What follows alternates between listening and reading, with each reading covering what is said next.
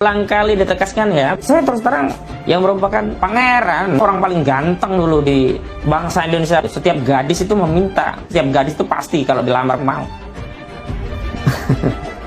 Lalu kalau saya lihat fotonya, ya tampang sih, tampang kurang gizi, orang nggak jelas, kasih peci, suruh foto. Anda sih nggak ada apa-apanya di sini. Saya sudah terangkan, saya juga punya tugas pembuka kunci surga. Sebut saja namanya.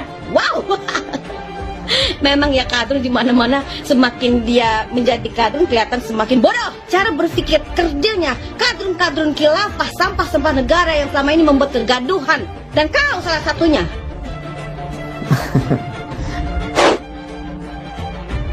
Umat Islam sudah menjamin kami yang punya wewenang, kami yang punya prosedur, kami yang punya keputusan. Betul? Oh, Takbir! Allahu Akbar. Takbir! Allahu Akbar. Takbir! Allahu Akbar. Apa negara kita itu mau menjauhkan umat Islam dari agamanya? Berbangga dengan bendera Islam saja tidak boleh. Di mana letak kesalahan bendera ini? Ini kalimat mulia. La ilaha illallah Muhammadur Rasulullah. Patokan dasar dalam perjuangan Islam itu substansinya, bukan simbol-simbolnya, bukan namanya, bukan benderanya. Saya ingin membela bendera Islam, membela kalimat la ilaha illallah. Apa kalian tidak bisa baca, buta apa? Coba baca lagi. Ini bendera tauhid. Aliwa Ar-Roya itu semuanya bendera Islam. Lega ustadz baru-baru saya rembes mengatakan ini bendera tauhid, menolak bendera tauhid berarti menolak la ilaha illallah. Goblok karemu. Seperti diketahui, Ahmad Kosinudin pernah menjadi pengacara Gus Nur yang terdakwa kasus ujaran kebencian dalam ceramah-ceramahnya. Ahmad Kosinudin juga pernah menjadi Direktur Pusat Kajian dan Bantuan Hukum Hizbut Tahrir Indonesia atau HTI. Pada tahun 2020, Ahmad Kosinudin juga pernah ditangkap polisi. Ia ditangkap atas tudingan menebar berita palsu, namun tidak sempat ditahan. Rekam jejak Kosinudin ternyata akhir-akhir ini baru tercium bau-bau khilafah. Karena Kosinudin sangat optimis dengan konten di media sosialnya tentang masa depan khilafah dijadikan sebagai sistem di sebuah negara dengan menggantikan sistem demokrasi. Sangat disayangkan pengetahuan Kosinudin.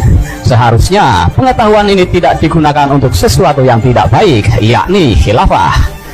Khilafah dinilai tidak baik karena ia bersifat imajinatif. Khilafah tidak bakal terwujud dan benar-benar menjadi sistem di suatu negara, apalagi di seluruh dunia, karena mustahil terwujudnya sistem pemerintahan yang diakui oleh seluruh negara di penjuru dunia. Kita tidak habis pikir, semangat mengusung khilafah dalam memperjuangkan sistem ini. Mereka seakan-akan mengharapkan sesuatu yang bermanfaat sedikit pun, sehingga tidak bernilai apapun. Mereka tampil di belakang khilafah hanya untuk menjadi oposisi pemerintah dengan tujuan politis. Mereka hanya untuk melumpuhkan kekuasaan pemerintah, sehingga mereka dapat merebutnya. Mengusung khilafah sesungguhnya membual saja. Mereka tidak percaya atas apa yang diperjuangkan.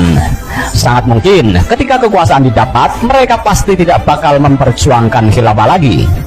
Mereka akan tetap kembali ke demokrasi, karena hati nurani mereka hanya terpaut terhadap demokrasi. Sadar atau tidak, mengusung khilafah dalam hati nuraninya, ingat bahwa demokrasi merupakan sesuatu sistem yang dibangun dengan darah perjuangan oleh beberapa pahlawan bangsa. Sangat tidak bermoral orang-orang yang tidak memperjuangkan, apalagi bersikeras menggantikan demokrasi dengan sistem yang lain. Karena perjuangan mereka yang sesungguhnya bukan untuk khilafah, tapi hanya untuk melumpuhkan kekuasaan pemerintah. Maka tidak boleh baper merespon setiap argumentasi yang disampaikan mereka tentang khilafah.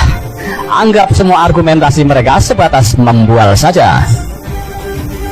Maka dari itu, pemerintah atau rakyat tidak boleh terpengaruh dengan modus khilafah yang dikampanyekan oleh pengusungnya. Tetaplah bersikap optimis dalam menjalankan sistem demokrasi tanpa berpikir negatif yang dapat merusak sistem demokrasi yang sudah ada.